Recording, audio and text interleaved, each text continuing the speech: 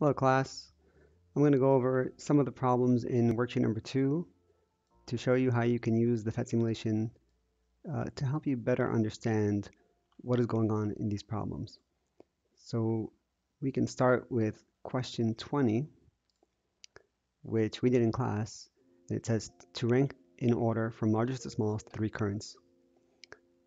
So this one should be obvious that all the current going through this battery has to go through resistor R1 first. And so R1 is going to have the greatest current. So the current through 1 will be the greatest. And then the current comes down here to this junction and it splits up between the two other resistors. Because R2 has a resistance of R and R3 has a resistance of 2R, more current is going to go through the path of least resistance. And so R2 will be the second highest current. So I2 is next. And then I3 will be the lowest.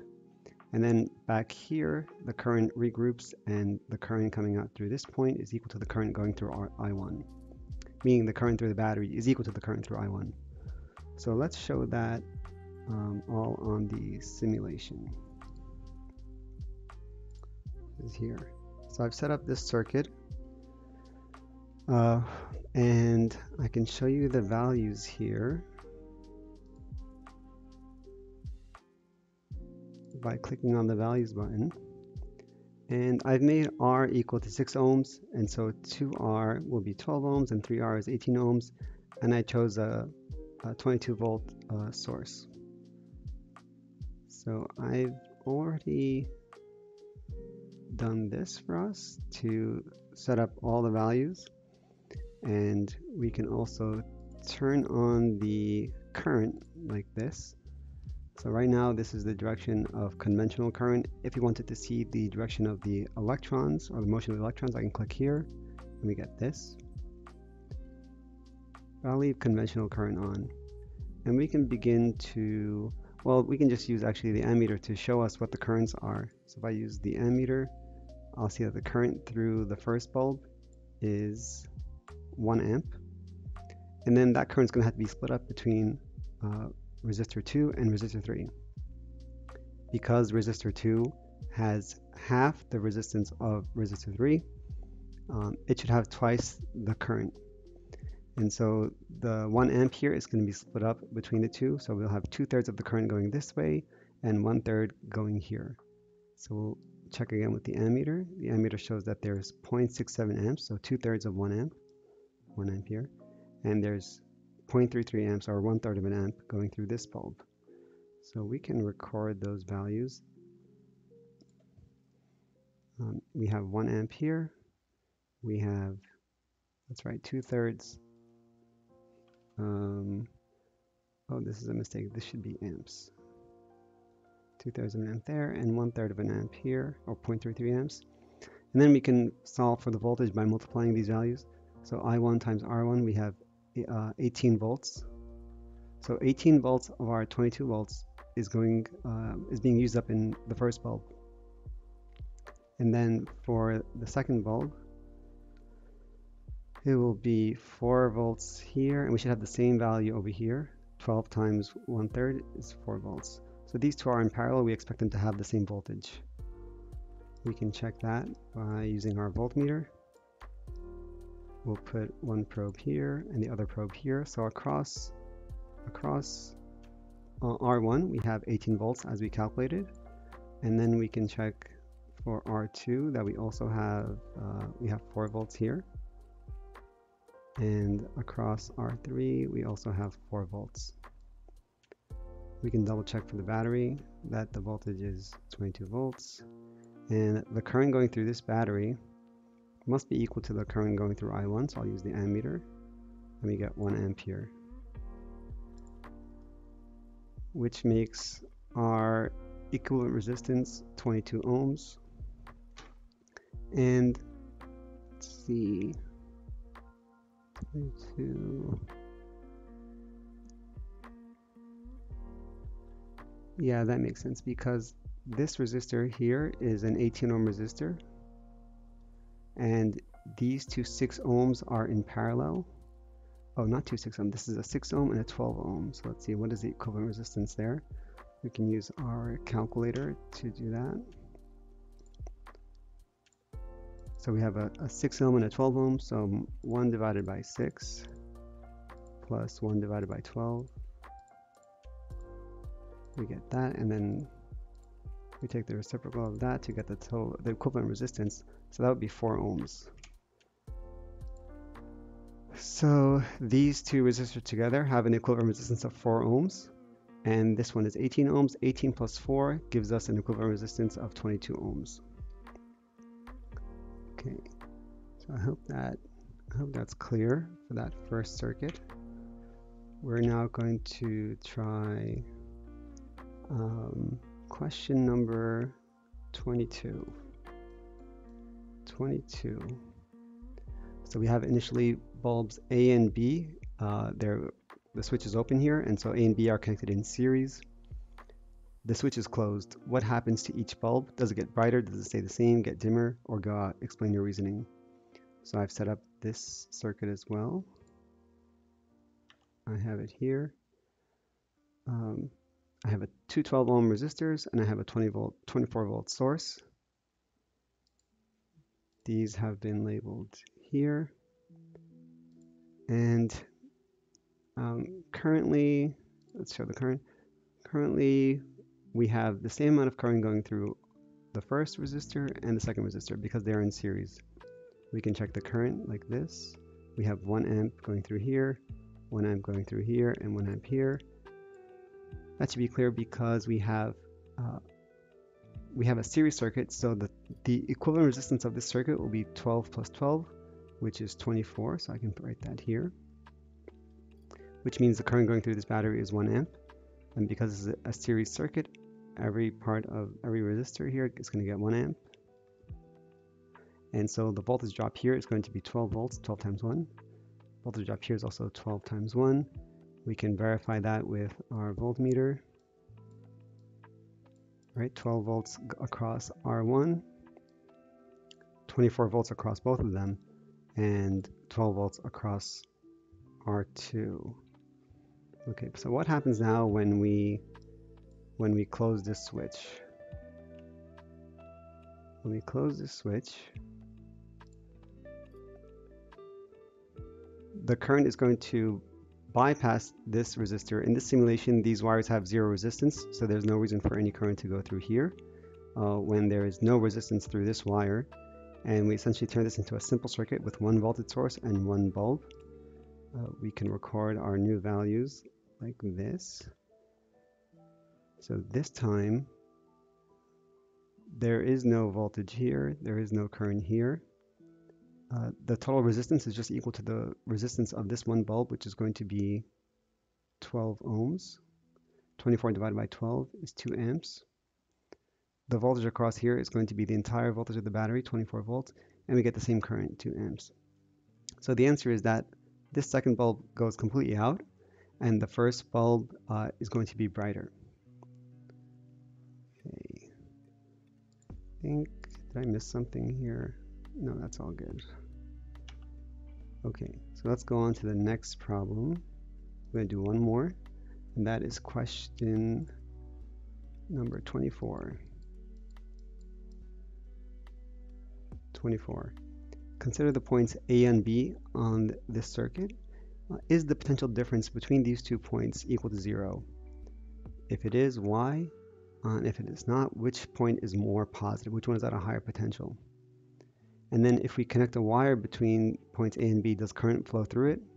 If so, in which direction? To the right or to the left? And we'll explain why. So I have this circuit set up here. Let's look at the values. I set R to be equal to 10. So I have 2R here and R here. I have R here and 2R here. This time I didn't use bulbs, so I just have resistors. And I chose a 30 volt source, and we'll see why. So I'm going to hide these values. I'm going to show the current, the conventional current. So right now we have these 2 resistors in series, these 2 are in series, and then these 2 are in parallel with these 2. I set up the values here like this, and we can start filling in our values. I guess we should analyze what's going on here. These two resistors are in series, and they have a 20 ohm and a 10 ohm. So together these two behave as one 30 ohm resistor. And the same thing is happening here. These two are 10 plus 20, and so they behave as a 30 ohm resistor. So it's like we have two 30 ohm resistors in parallel. The equivalent resistance of that would be 1 over 30 plus 1 over 30, which gives us 2 over 30. Take the reciprocal, and we get 15 ohms for an equivalent resistance, which means the total current going through the battery here must be 2 amps. And we can check that with our ammeter. We have 2 amps going through here. So that's good. Now, because this branch here has a resistance of 30 ohms and this branch has a resistance of 30 ohms, we know that both branches are going to have the same current. So this 2 amps is going to be split in half, and we're going to have 1 amp of current going through here, 1 amp going through here, 1 amp here, and 1 amp here. And from there we can then calculate the voltages across each resistor. 20 times 1, I have 20 volts. 10 times 1, I have 10 volts. 20 times 1, 20 volts. 10 times 1, I have 10 volts. So these are all our values. Now how do we determine what the potential is here and what the potential is here? There's a greater voltage drop across here, and so this point here is going to be at a lower potential. There's a smaller voltage drop here, so this point here is going to be a higher potential. Let's show that. Let me get rid of this ammeter. Oh, let's verify first that the current here is 1 amp. Yeah, everywhere here the current is 1 amp, and everywhere here the current is 1 amp. 1 amp, and then when these two 1 amp currents combine, we get 2 amps over here, which is the current through the battery. So what we can do is use a voltmeter. Well, actually, we don't need a voltmeter. I have the values there. We can just verify our values.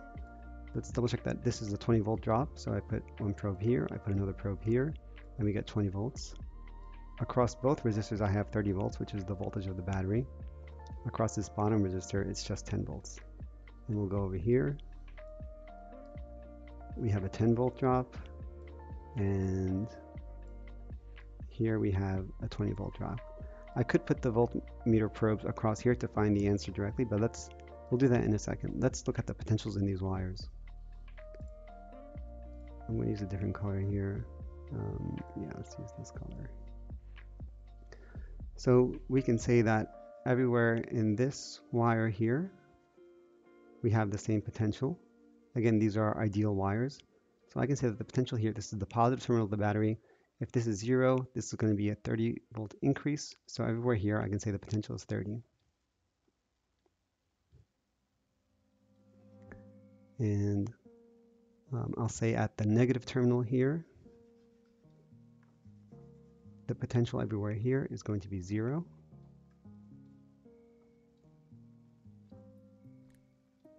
And now we have to find out what is the potential in between these resistors. So the potential here, if we start off with 30 as a potential here, and then there's a potential difference of 20, 30 minus 20, the potential here must be 10. And then for the wire on the right, this wire here, I have a potential of 30. There's a potential difference of 10, so 30 minus 10. The potential here must be 20 volts. So this wire here is at a higher potential than this wire. And so if I connect a wire between these 2 points, I should expect the current to travel in that direction. Let's go ahead and do that. I'm going to put this wire here. And we have current flowing through here. But now there's a whole lot of stuff that has changed about this circuit. So let's rewrite the values, or let's reanalyze this circuit. So before we had 2 branches, each with 2 resistors in series. This time we have, it's more like instead of having two sections in series, here we have 2 sections in parallel. The first 2 resistors here are in parallel to each other. And we know that because the potential difference between both sides of these resistors is identical. Right? So we have a potential here of 30, and then it drops probably by 15 volts. And so they have the same potential difference. So these 2 are in parallel. So we can verify that with the voltmeter. We can put one probe up here. We can put one probe down here, and we have 15 volts. So I'm going to record that on our circuit. We have 15 volt drop here, we have the 15 volt drop here, and then with this we can determine the current going through here. The current will be 15 divided by 20, and we get 0.75. Whereas here it's going to be 15 divided by 10, 1.5. And the same will be true opposite. This 10 ohm resistor has 1.5 amps because of the 15 volts. This resistor will also have 15 volts across it. And so 15 divided by 10 will be 1.5 as well. And the current going through here is going to be 0.25. So when this 0.25 combines with this 1.25, okay, so the current coming through here is 1.5. The current here is 0.75. Oh, I made a mistake. Where is my mistake? 15 divided by 20 ohms. Oh, I copied that incorrectly. This says, this is not 0.25, this is 0.75. So this is 0.75 as well.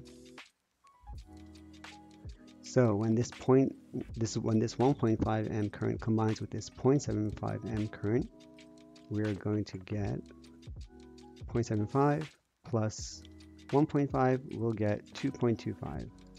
So we'll record that here, 2.25, which makes the equivalent resistance of this circuit 30 divided by 2.25, which is 13.33 ohms.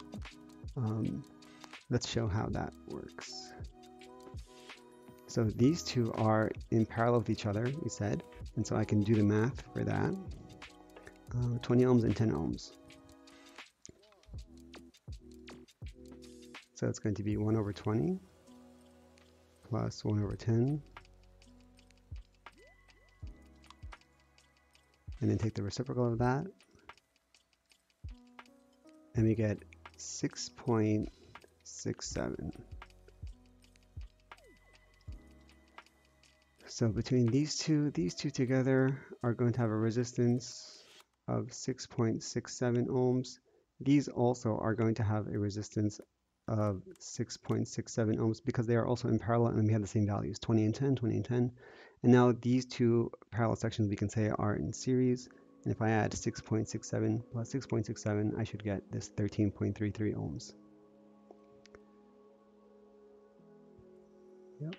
So if I go back to the question, is the potential difference between points A and B 0? No, it is not. Which point is more positive? We found that point B is more positive because there is going to be a smaller voltage drop across this resistor R. And then if a wire is connected between points A and B, does the current flow through it?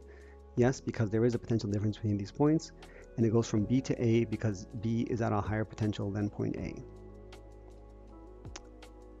All right, let me know if you have any questions, and I can do more of these if you found this to be helpful.